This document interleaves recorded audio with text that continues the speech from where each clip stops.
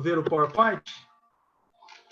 Então, hoje a gente vai falar sobre o capítulo 8. Se você tiver com a sua Bíblia aí, você pode abrir a sua Bíblia no capítulo 8 de Daniel, e nós vamos entender um pouquinho mais sobre esse livro e esse capítulo profético, que é muito interessante. Eu estou com a minha Bíblia aqui, na minha mão, a Bíblia Andrews.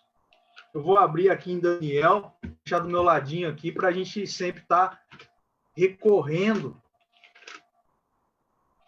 à palavra de Deus. Isaías, Jeremias, Ezequiel, Daniel, capítulo 8. Nós vamos estudar mais sobre esse capítulo aí. Então, lá no versículo 1 de Daniel, nós lemos o seguinte: no ano terceiro do reinado do rei Belsazar, eu, Daniel, tive uma visão, depois daquela que eu tivera a princípio. Então, nós percebemos aqui algumas coisas. Primeira coisa, existe uma relação muito grande entre a visão do capítulo 7 e a visão do capítulo 8 de Daniel.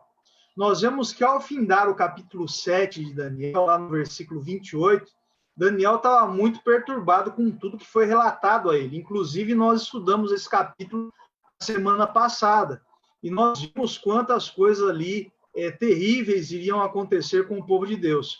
E em Daniel capítulo 8, nós vemos essa relação pela citação aqui que Daniel faz sobre a visão anterior e também pela cronologia. O que nós percebemos é que Daniel capítulo 7 vem antes do capítulo 8. E demora-se ali algum tempo, né? O Daniel capítulo 7 foi escrito no primeiro ano do rei Belsazar, da Babilônia, que seria cronologicamente 553 de Cristo. E Daniel capítulo 8, consecutivamente foi escrito, e foi escrito no ano 551. São visões consecutivas, vocês vão perceber que existem temas em comum, correm o mesmo período histórico esses temas aí, mas existem algumas coisas que são diferentes. No capítulo 7, existem algumas coisas que são diferentes do capítulo 8. Uma das coisas que podemos pontuar de diferença aqui é que do capítulo 2, versículo 3 até o 7, 28, esse trecho de Daniel, ele é escrito em aramaico. E do capítulo 8, versículo 1 para frente, até o 12, versículo 13, é escrito em hebraico. Antes do capítulo 2, versículo 3 ali, capítulo 2, versículo 2, o capítulo 1, versículo 1 de Daniel, até o capítulo 2, versículo 3, também é escrito em hebraico. Então, o começa com o hebraico, aí a partir do capítulo 2 ali, vem o aramaico, e depois nós voltamos ao hebraico novamente, no capítulo 8 de Daniel. O que mais tem de diferente entre essas duas profecias que, apesar de relacionadas, têm diferenças? No capítulo 7, nós vemos 4 animais. No capítulo 8, apresenta somente dois animais só. E a visão, ela é dividida em duas partes, mostrando esses 2 animais. Em Daniel capítulo 7, outra diferença é que lá nós vemos o mar, uma grande quantidade de água, até alguns se referem ali a esse mar como sendo o mar Mediterrâneo, o mar da visão de Daniel. Já o capítulo 8 de Daniel, nós vemos um canal, um rio, que passa perto ali da cidade de Suzã. Suzã estava a 370 quilômetros da Babilônia, e a Suzã, que é a cidade revelada ali, ali no versículo 2 do capítulo 8 de Daniel, é uma cidade muito querida pelos reis persas. É a favorita, onde eles guardavam os tesouros. E o próprio canal ali referido tem a ver na tradição antiga com prosperidade. E nesse texto, no contexto aí de prosperidade e riqueza de Suzã, o que Daniel vê? Primeiramente, nós vemos aqui um carneiro. O versículo 3 mostra ali um carneiro. E um carneiro que tem 2 chifres.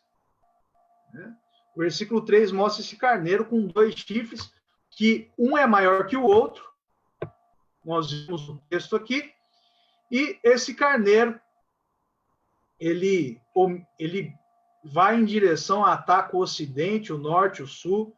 Na verdade, ele omite o oriente, pois é o local da sua origem, e esse reino se estende para os 3 cantos da terra. O apetite do território por espaço, ter um chifre mais alto que o outro, remete a nossa mente ao que está escrito no capítulo 7 de Daniel, ao urso que tem um lado maior que o outro, que tem um apetite voraz por carne, já fez 3 vítimas. E a conclusão que nós chegamos desse carneiro, que tem um chifre maior que o outro, é o que Daniel capítulo 8, versículo 20 diz. Não tem nada a ver com torres gêmeas. O que tem a ver aqui é com a Medo-Pérsia, né? A Média-Pérsia. A história ela confirma a profecia. 4 anos mais tarde, entenda que quando Daniel tem essa visão, ainda está na Babilônia. E Deus está revelando a ele coisas futuras de outros reinos que nem dominaram a Babilônia ainda. Então, 4 anos mais tarde, depois dessa visão, Ciro Persa, tendo já conquistado a Média, oprime a Lídia e estende seu reinado até o Mar Egeu. E em 539, que é uma data muito conhecida nessa profecia, ele toma a Babilônia. Eu digo 539 é uma data muito conhecida porque nós estudamos, né, pela história e vemos que essa data, nós usamos essa data no capítulo 2, né, quando vemos lá a sucessão de reinos, cabeça de ouro, vai para o peito de prata, e essa tomada da Babilônia em 539 a.C. pelos persas. Os persas, eles eram anteriormente subordinados dos medos. E eles venceram e se tornaram o chifre mais comprido, que subiu por último. Então você vê que a Pérsia ela dominou a Média, dominou a Lídia e dominou Babilônia. A Média ela fez essa coligação com a Pérsia. Qual que é o segundo animal? Nós encontramos aqui no versículo 5 de Daniel, capítulo 8, que diz o seguinte: estando eu observando, e esse aqui aparece, avança no carneiro ali, ataca o carneiro que está protegendo o canal e fere fatalmente esse carneiro. A visão enfatiza a velocidade. Você vê aqui no texto que o bode ele vinha sem tocar no chão. Olha a velocidade do bode. E essa característica de velocidade e esses 4 chifres que o bode tem, que é mostrado aqui, né, posteriormente, né, porque o bode tem um chifre, depois esse chifre se quebra, e aí se formam 4 outros chifres. Então, você vê que esse bode com 4 chifres, ele remete à nossa mente, o nosso pensamento, a um animal de Daniel capítulo 7. Qual animal é? Que animal é esse? É o leopardo com 4 cabeças e 4 asas. Então, esse animal ali, ele mostra velocidade, por ser um leopardo com 4 asas, e também os chifres e as cabeças ali são 4. Então, a profecia propriamente, ela diz quem é esse reino. Quando você olha lá Daniel capítulo 8, versículo 21, diz que esse reino, o bode peludo, é o rei da Grécia. Então você vê que já existe uma interpretação do texto que a própria Bíblia apresenta. Você não precisa recorrer a coisas externas para entender o que se está passando ali, nessa compreensão de quem que é o bode e de quem que é o carneiro. E em 490 a.C., os atenienses derrotaram os persas na batalha de Maratona. Depois, o exército de Alexandre avançou através de Arbela e derrotou Dario, o rei da Média, em 331 a.C., abrindo caminho para as cidades de Babilônia e de Suzã. E o grande personagem, né, a grande pessoa que está por trás das conquistas gregas é o conhecido pela história Alexandre o Grande. E as riquezas todas ali de Suzã caíram na mão dele. Nós temos até aqui uma declaração de Aristágoras, que falou o seguinte a Cleómenes, rei da Esparta, sobre Suzã. Ele diz o seguinte: tome essa cidade, então você não precisa ter medo de desafiar Zeus por riquezas. E Alexandre ele ateou fogo ao palácio de Xerxes, rei da Pérsia, o último rei ali do reinado persa, assumiu o título de rei da Pérsia, mas ele não parou por aí. Alexandre o Grande era um conquistador. Ele cruzou as montanhas, foi para a Ásia, até a Índia, e ele estava no auge do seu poder, com um reino enorme, aos 33 anos de idade, sucumbiu doente e morreu. As causas, existe muita especulação sobre a causa que fez com que Alexandre o Grande morresse, mas nós percebemos aqui que a história relata que ele morreu e foi aos 33 anos de idade. A profecia ela se cumpre nos mínimos detalhes. Quando você abre Daniel capítulo 8, versículo 8, o bode se engrandeceu sobremaneira e na sua força quebrou-se-lhe o grande chifre e em 4 chifres notáveis pelos 4 ventos do céu. Então, após a morte de Alexandre o Grande, 4 generais tomaram aquele domínio de Alexandre e dividiram entre eles. Possivelmente você deve conhecer os nomes, né? O Cassandro, o Seleu, esses 4 grandes generais do Império Grego. Então, você vê como é clara a profecia e como a profecia vem trazer aqui a perspectiva acerca do futuro. Para nós, é fácil porque nós olhamos para trás e vemos a história sendo cumprida a profecia, né? Quando nós vemos aqui a profecia se cumprindo, fica muito mais fácil, né, por meio da história. Mas o que foi revelado para Daniel, como eu já falei, foi revelado muito antes de tudo isso acontecer.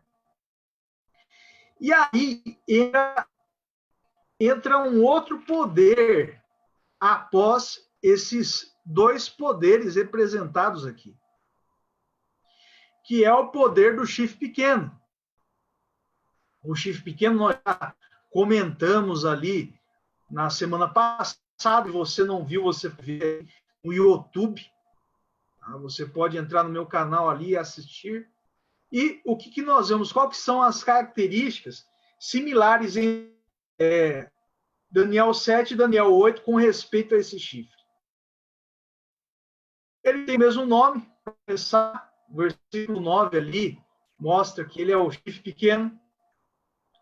A grande arrogância e inteligência que esse chifre tem é a mesma arrogância e inteligência que o chifre pequeno de Daniel 7 também tem. E ele tenta usurpar o papel de Deus, lá no versículo 10 de Daniel 8.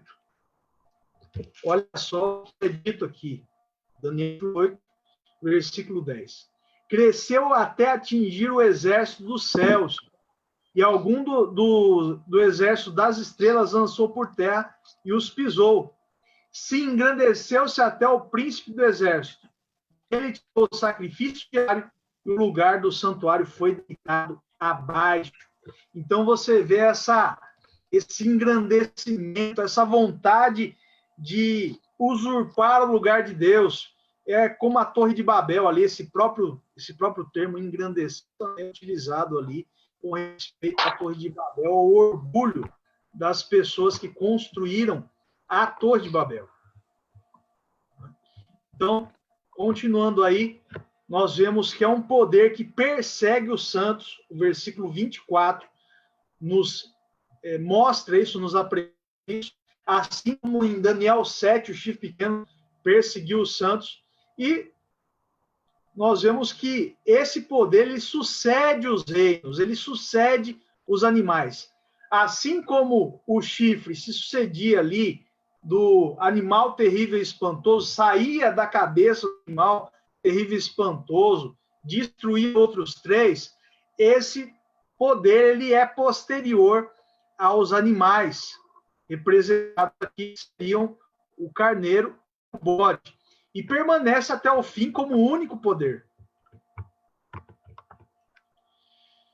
Então vamos nos focar aqui a tentativa de usurpar o lugar de Deus. Vamos analisar o texto para a gente entender um pouquinho dessa tentativa. Primeiro, ele assume as prerrogativas do exército.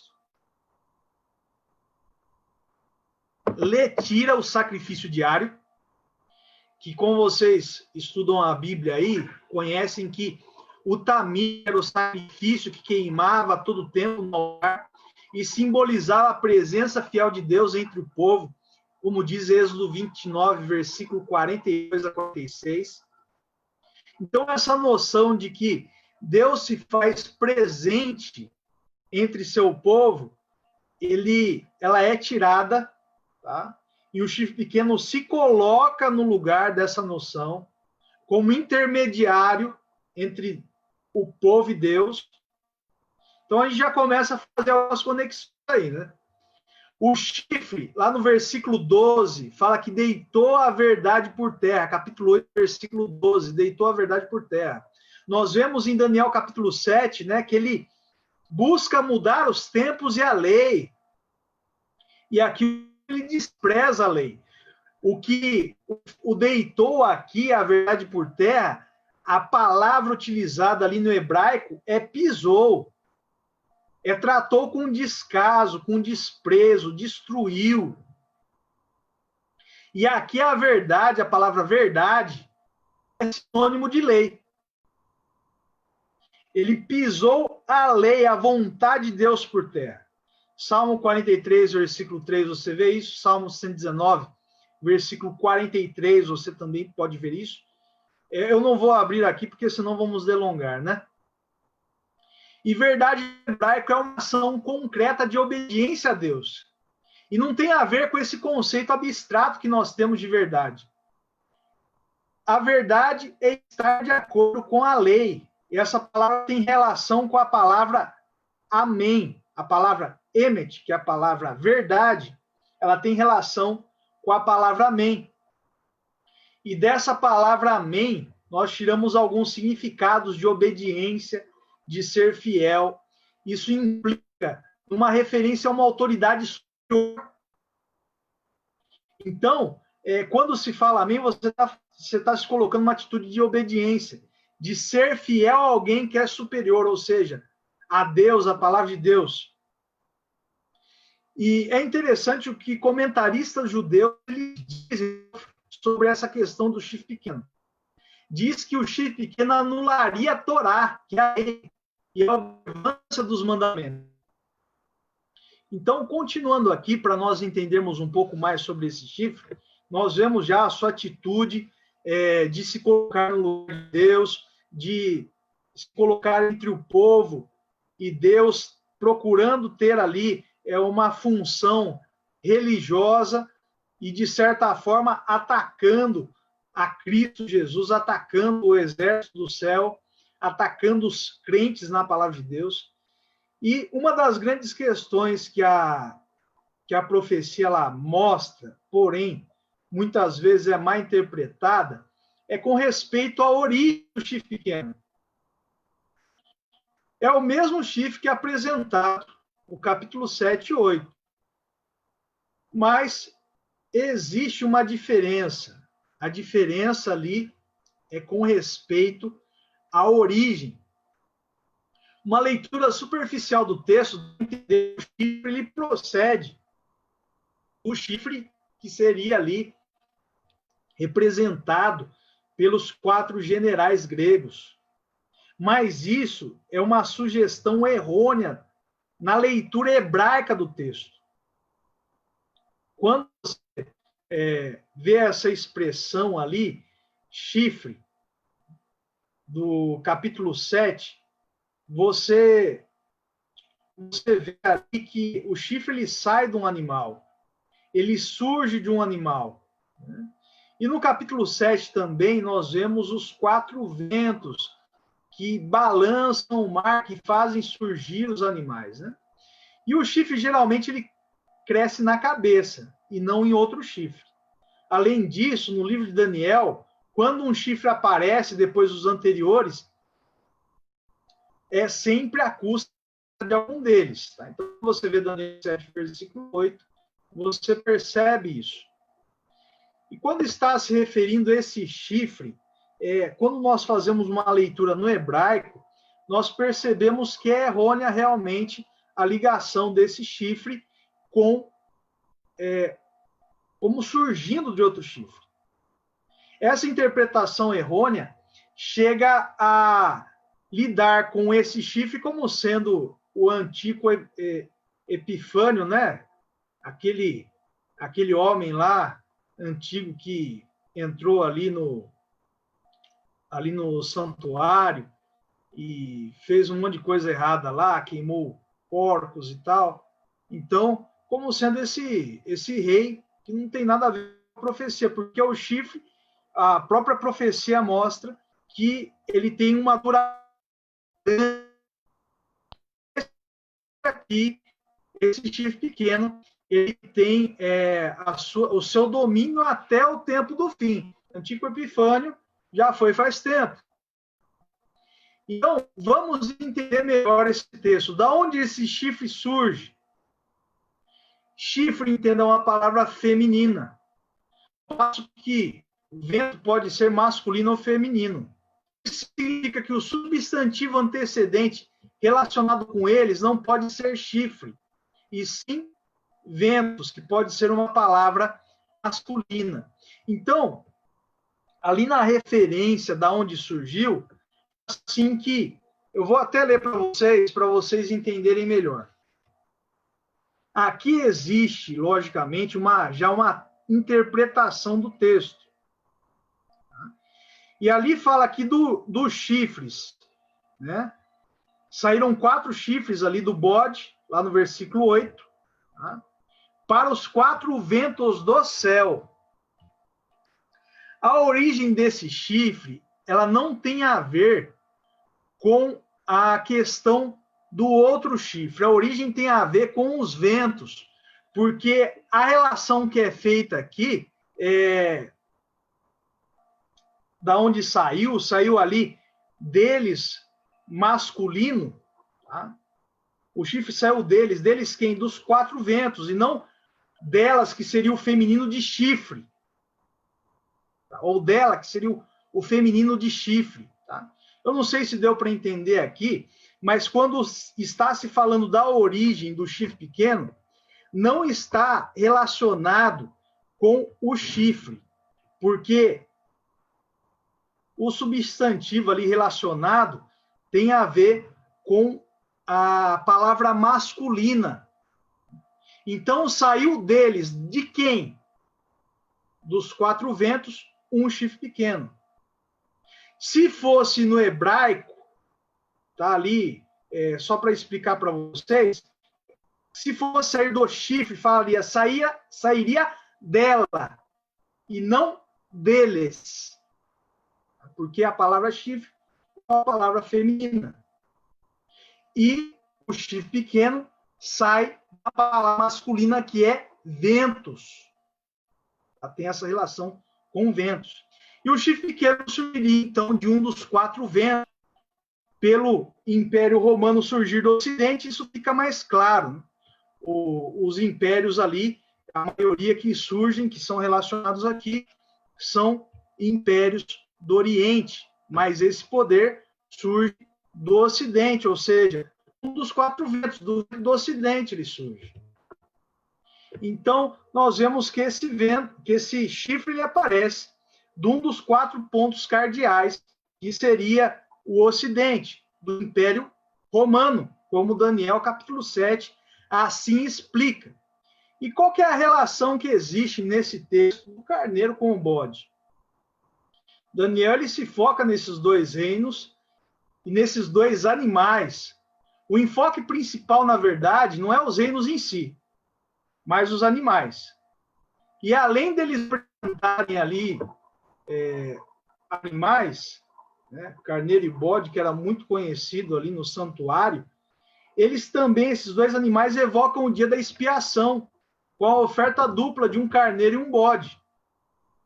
Nós vemos muito da linguagem levítica do santuário em Daniel capítulo 8. Nós vemos aí o sacrifício diário, nós vemos a palavra pecado, santuário, Daniel capítulo 8, versículo 11. E a passagem mostra até o principal oficiante do sistema sacrificial, do sistema dotário, que é o sumo sacerdote. A palavra traduzida aqui por príncipe, no versículo 1 e versículo 25, é o termo técnico para sacerdote, como diz Esdras, capítulo 8, versículo 24, que não é nada mais, nada menos do que Miguel, que é o nome de Jesus na sua pré-encarnação, que é relatado em todos esses textos aqui, Daniel capítulo 10, versículo 5, versículo 13, versículo 21, e Daniel capítulo 12, versículo 1. É ele que está vestido de linho como sumo sacerdote durante o dia de Yom Kippur. Então, é o sumo sacerdote que está vestido de linho. E ali nós vemos Miguel fazendo esse ofício de sacerdote vestido de linho. Daniel, então, houve um juízo. Lá no versículo 13, capítulo 8, versículo 13, você vê o juízo lá acontecendo. Diz o seguinte: depois ouvi um santo que falava e disse a outro santo, aquele que falava, até quando durará a visão do sacrifício diário e da transgressão assoladora, visão na qual é entregue o santuário e o exército, a fim de serem pisados? Aqui a palavra santo é usada de novo, referindo a um ser. E onde é referido novamente, quer dizer, anteriormente essa palavra, e novamente também essa palavra? Em Daniel capítulo 4, você vê o juízo sobre Nabucodonosor acontecendo, e quando há o juízo, nós temos aqui a palavra santo, tanto em Daniel 4 como em Daniel capítulo 8. E uma pergunta é feita, essa pergunta normalmente é um clamor daquelas pessoas que estão sendo oprimidas. E a passagem revela por todos os assuntos relacionados que o chifre pequeno tenta substituir a Deus e se envolver com a religião. E a menção do exército dos santos, e entregar e pisar aponta a perseguição dos santos pelo chifre pequeno. Então, esse clamor é até quando vai haver essa mentira, esse pisar da verdade? Até quando os santos vão ser entregues para serem oprimidos? E aí, em resposta a essa pergunta, vem a definição, até 2.300 tardes e manhãs. Somente após 2.300 tardes e manhãs, a assolação destruidora do chifre pequeno iria terminar. Uma interpretação dada mais tarde pelo anjo Gabriel diz o seguinte: mas será quebrado sem esforço de mãos humanas. O fim do chifre pequeno é resultado do juízo de Deus, encerrando o ciclo da história. Então, até 2.300 tardes e manhãs ocorreria o juízo. No capítulo 7, o chifre é julgado de cima e depois destruído. E o capítulo 8 segue a mesma estrutura, ou seja, nós vemos animais que são representantes de reinos. Aí aparece posteriormente esse chifre, que tem toda essa arrogância, esse orgulho, essa disposição em ir contra as coisas de Deus, e posteriormente nós vemos o juízo. E o juízo nós vemos em Daniel capítulo 7 e Daniel capítulo 8, referindo ao juízo com a purificação do santuário. O que é esse dia da expiação, esse dia do juízo? Nós devemos ver essa passagem dentro desse contexto da expiação. E Israel, ele experimentava esse dia da expiação, atualização do juízo do último dia. Então, existia, uma vez por ano, essa esse dia de Yom Kippur, esse dia da expiação. Em Levítico 16, nós vemos a introdução da cerimônia do Kippur, que é o dia da expiação. E nós vemos lá a alusão ao juízo, na morte dos filhos de Arão. Nós vemos a ameaça de morte sobre os filhos de Israel. Nós vemos no dia de juízo o que ocorria. Tinha 2 bodes que eram lançados forte ali. Um era puro, outro era impuro. Um representava Jesus, outro representava Satanás. Nós vemos 2 destinos. A obrigação de jejuar e afligir a alma. As múltiplas aspersões de sangue. As lavagens, mostrando que era um dia de juízo, um dia de purificação. Um dia em que o destino do povo ia ser consolidado. E a tradição judaica, ela traz algumas referências ao Yom Kippur. Na verdade, o Kippur ele é celebrado até hoje pelos judeus. E as pessoas elas creem ao som do shofar, o sinal do juízo divino. A trombeta que eles têm ali para iniciar o processo, para avisar o povo que o juízo divino está para ocorrer. Segundo a tradição, olha só que interessante a tradição judaica, fala o seguinte: Deus sentado em seu trono para julgar o mundo, ao mesmo tempo é juiz, intercessor, perito e testemunha.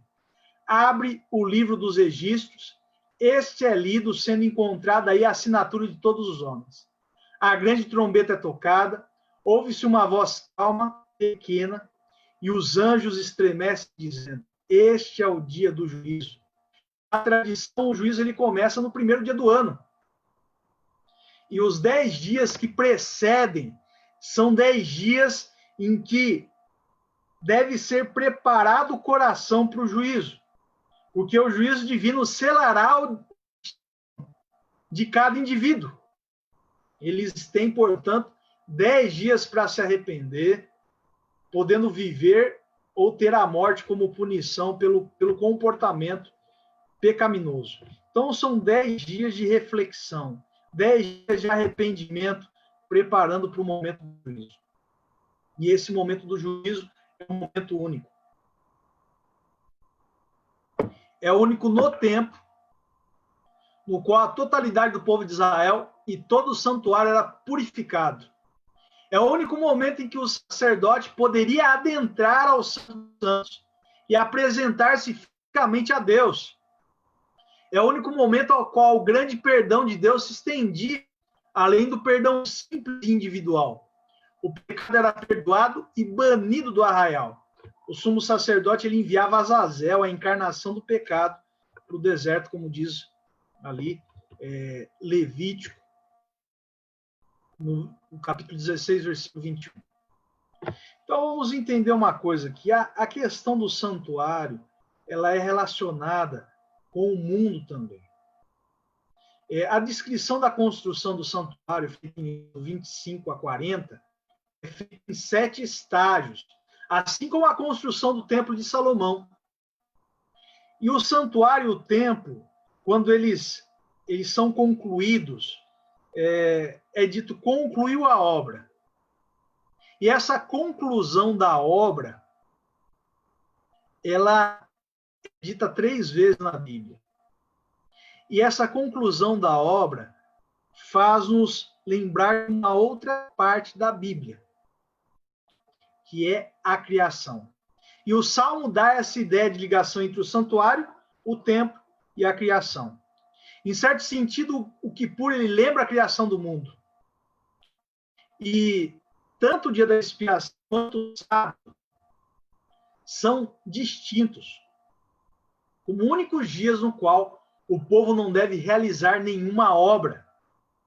Tanto o sábado semanal quanto o dia do juízo. A purificação do santuário era o sinal de purificação total de toda a terra no dia do juízo divino.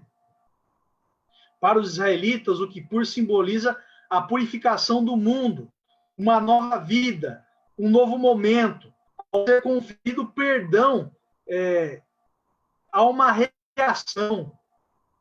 E essa ideia do juízo celestial, Deus está fazendo o juízo celestial para perdoar os pecados arrependidos, condenar os que não se arrependem, e fazer uma recriação do mundo para essas pessoas que se entregam totalmente a Ele.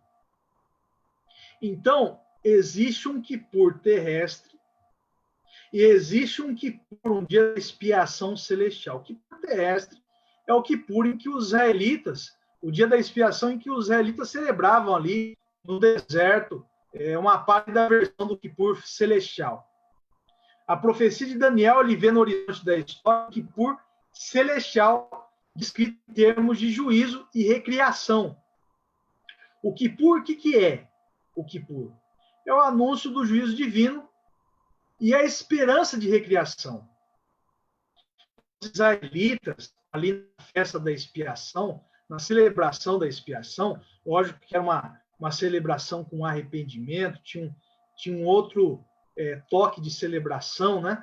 Para os israelitas era a confirmação da eleição do povo e comprovação de que habitariam a terra prometida. O Quipur celestial, para nós, é a eleição do povo de Deus. Deus, ao fazer o seu juízo, ele elege um povo que traz as verdades à tona após as 2.300 tardes de distância. E comprova que esse povo que traz a verdade, ele habitará o céu. É lógico que não somente esse povo habitará o céu, mas todos aqueles que foram sinceros na causa de Deus e arrependeram. Deus, então, elege um povo, o perdoa e recria um mundo num planeta purificado. Quipur não é somente um momento de tristeza. Lógico que existe essa questão de consciência do pecado. Deus pesa todas as ações, mas é um momento também de alegria e esperança, porque o sofrimento do mundo, o mal ocasionado pelo mundo, aos crentes, ao exército do céu, vai se extinguindo, vai se extinguir, porque nós esperamos a recriação e existe alegria, né? Nós devemos olhar para o céu alegres, esperando a redenção que se aproxima, como Lucas assim o diz.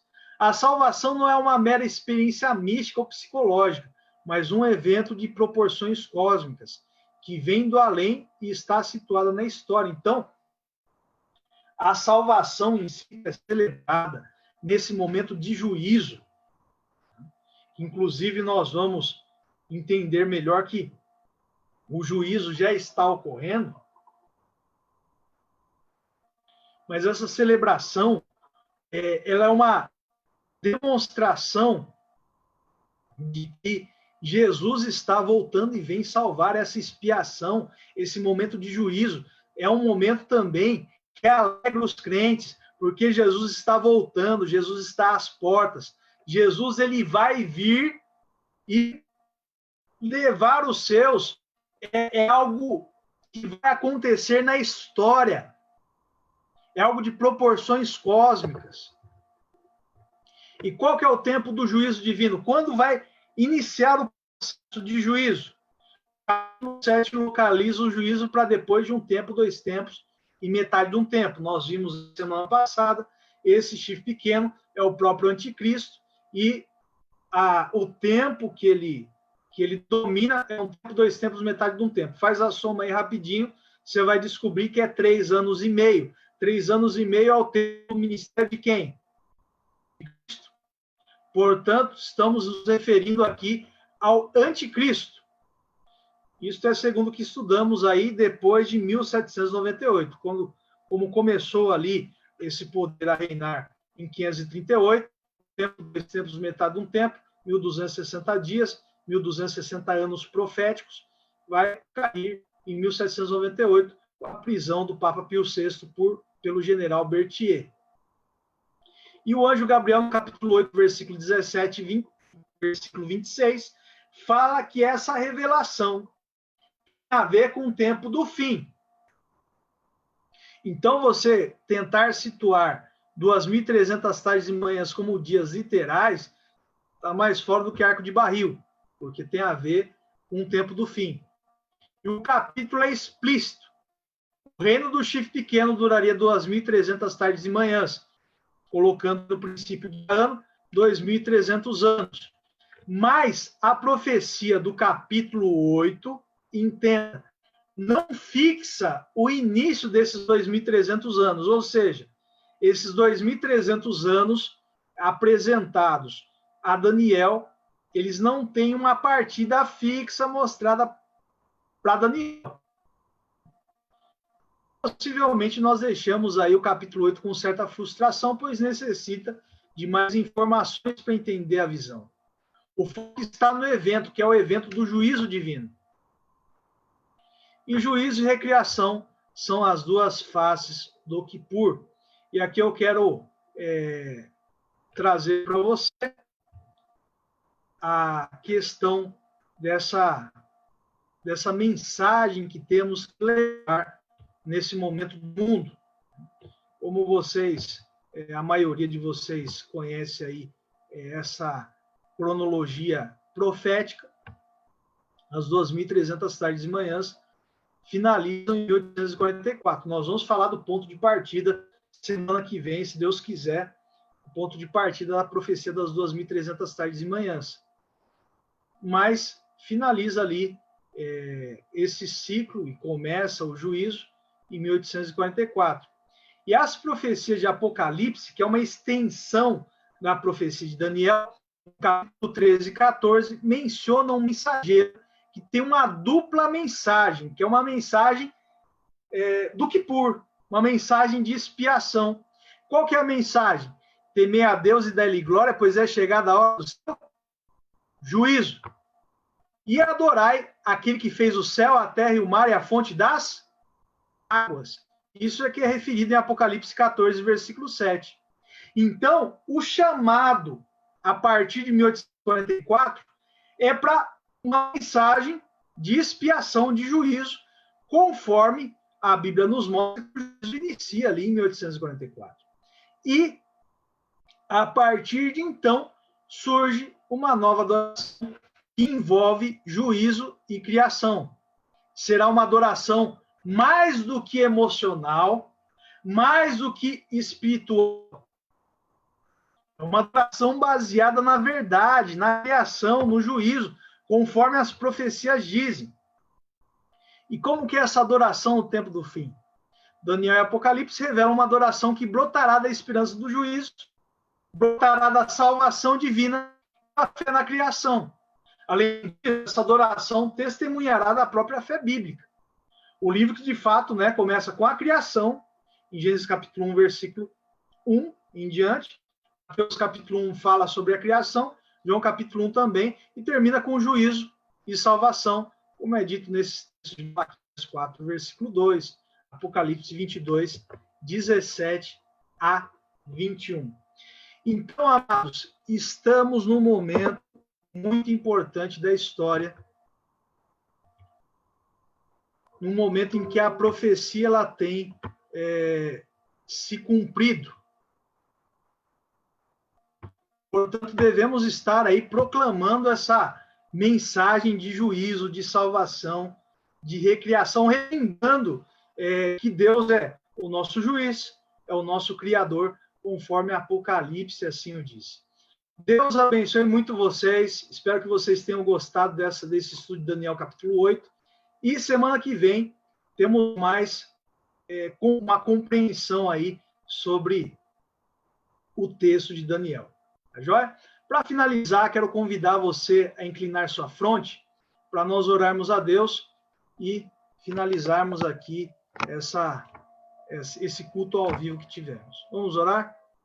Senhor nosso Deus, muito obrigado por esse momento em que estudamos a profecia de Daniel capítulo 8. Muito obrigado a todas as pessoas que estiveram aqui ouvindo a sua palavra, pela atuação do teu Santo Espírito, e que eles possam compreender mais e mais sobre a Bíblia, compreender mais e mais sobre a tua vontade, e que possam se afastar de sistemas religiosos falsos, que levam a uma compreensão falsa da Escritura, poderes religiosos que pisam a lei de Deus, que mudam o sábado para o domingo, que têm a pretensão de se colocar no lugar de Deus, de intermediar pelo povo. Nós sabemos que existe só um intercessor, que é Cristo Jesus, que nos dá a salvação. Que nós nos apeguemos a Cristo Jesus, que nós nos apeguemos a noção de que Ele está conosco, que o juízo está acontecendo e que nós temos uma mensagem poderosa para mostrar às pessoas, que fala sobre salvação, que fala sobre juízo, que fala sobre um Deus Criador poderoso. Nos abençoe nesse momento, guarde a cada família aqui e que todos eles possam ter a tua proteção, a proteção dos seus santos anjos, anjos poderosos, anjos com grandes asas, que têm acampado ao redor dos seus filhos. Isso é que eu te peço e agradeço. Em nome de Cristo Jesus. Amém. Quero agradecer a vocês. Deixa eu ver aqui quem está aqui no nosso encontro. Amém. Agradecer ao Gerson, que está aí conosco, ao Carlos, a Edilane, o Giovanni, o João Mário, que está aí também, muito bom, o Júlio, a Marijane, o Newton, o Fábio, o Paulo Ribas, a Raquel, tem aqui o Shalom, eu não sei quem é o Shalom, mas está aqui o Shalom também, talvez nós os conheçamos aí, trocou talvez o nome aqui por Shalom, a Simone também, a Sueli César, a Tânia, a Val, o Vitor, a Vilma, a Dirce, a Hilda e a Raquel Duarte. Deus abençoe muito vocês e até a próxima, viu? Muito obrigado.